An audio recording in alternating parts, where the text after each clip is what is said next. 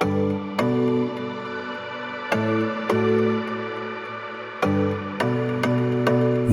to the Resplendent Thornton House, originally named Roseville, a jewel ensconced in the heart of Clive.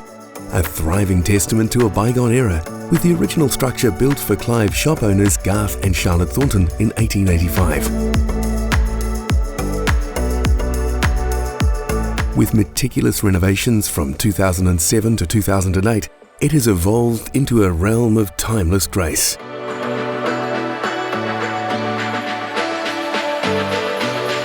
The sprawling section of 3,769 square metres is a canvas reminiscent of a park in full bloom, unfolding from the main road down to a sizeable jetty. Adorned with a boatshed and bathroom facilities.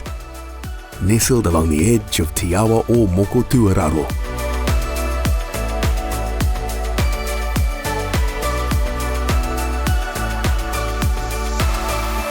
Step inside where you'll find 3 separate living areas, a kitchen and dining room all opening out to wraparound verandas.